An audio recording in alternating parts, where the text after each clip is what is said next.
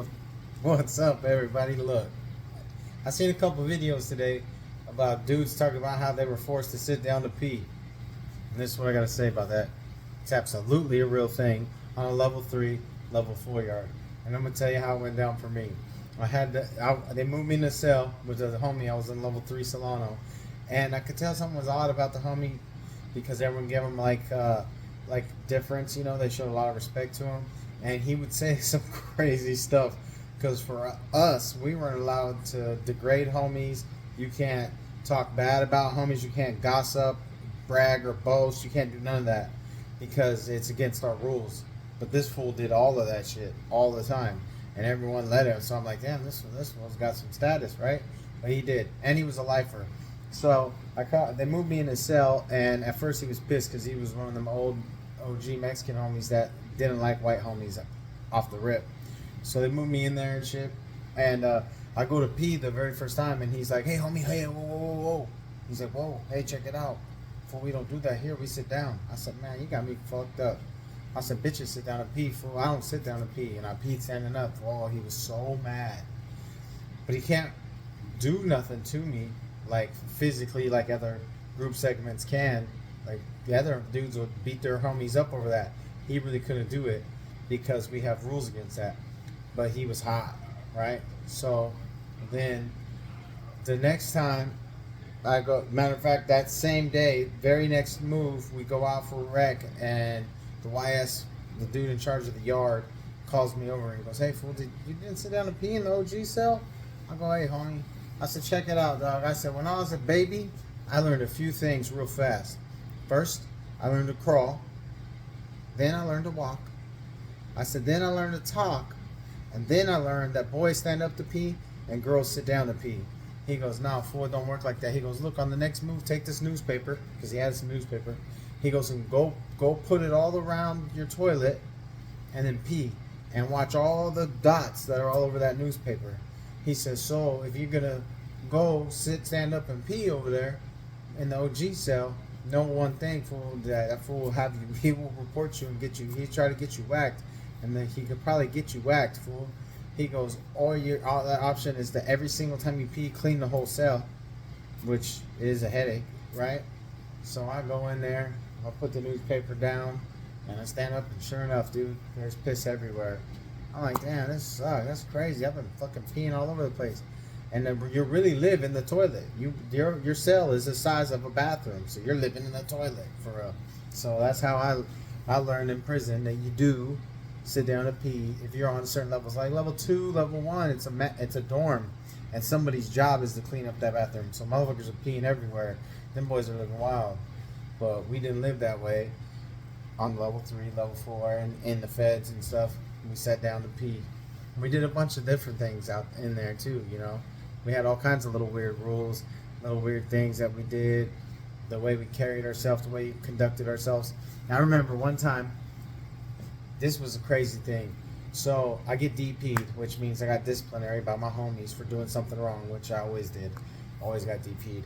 But I remember when they assigned me my DP coordinator, which is a homie whose job it is to do the DP with you, make sure you do it all. And it's always like some homie that just loves working out. He's in shape and he just breaks you.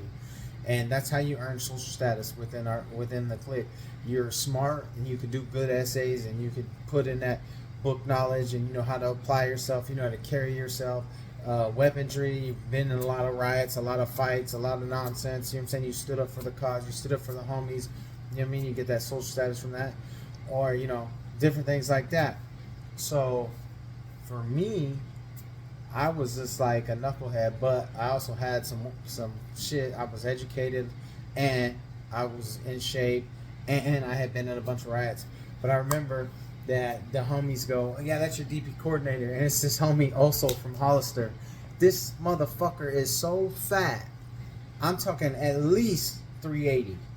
I mean, sloppy. They go, I'm like, oh yeah.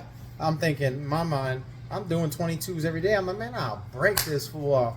So me being stupid, I did the same exact thing that got me DP'd in the first place. And the homie goes, damn fool, you just got DP'd for that. I go, yeah, but also is my DP coordinator. So it don't matter, right? And they're like, what? And he goes, the homie goes, oh yeah? All right. So little do I know, he goes back and tells Oso, he goes, hey fool, this fool thinks that because you're his DP coordinator, you're going to be soft or something.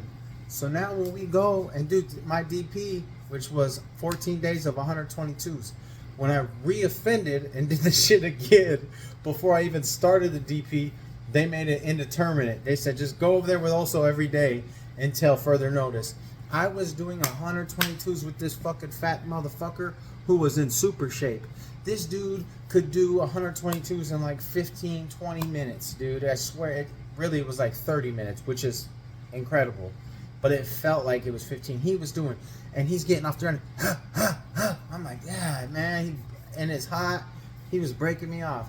So after the DP, right, after I did it, I think I was like 35 days checking in over there. Finally, they were like, all right, you're good. I went to my cell and I was telling my cellie, the same dude, I go, man, Sally, which we ended up being pretty cool. I'm like, damn, and I found out he was a super big homie, NF, and they have their own rules that they follow. I go, damn, fool, they fucking gave me 35 days for some stupid shit. He took his glasses off. I remember this specifically. He goes, let me tell you something. He took his glasses off. When he takes his glasses off, one eye stares at his nose. So he's like, let me tell you something. I'm like, yo, man, I can't take you serious. Put your glasses back on. I didn't say that because, you know, he probably would have had me whacked for that because he was sensitive about his eye. Anyways, he says, check it out. I'm going to tell you a story, fool, about this bird. This bird's name is Travieso. That was my name. He goes, so this little bird, he likes to party. He likes to tweet. He's in the trees. Tweet, tweet, tweet, tweet. Right? Well, it's time to fly south. Birds fly south for the winter because they can't handle the cold. So all the homies come, they form the V, they're flying by, they see Travieso. Hey, Travieso, let's go, fool, it's time to go. Travieso says, nah, I'm going to chill here, fool, for a little bit more. I'm going to be all right. They say, all right. They fly away. Travieso's still in the tree. Tweet, tweet, tweet, tweet. Right? Some more homies fly by in their V. Travi, let's go, fool, we need you. Nah, I'll catch up with y'all, man. I'm going to chill here for a little bit more. So pretty soon it starts to get too cold for Travieso. So he realizes, like, oh shit, it's getting cold. I gotta fly south.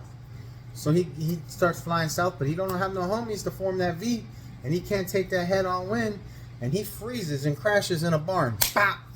We're gonna call that barn Solano State Prison.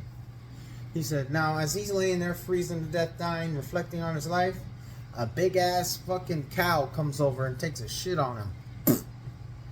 Right? He's like, man, this is crazy. Now that I'm freezing to death, I'm dying, and now I'm covered in cow shit.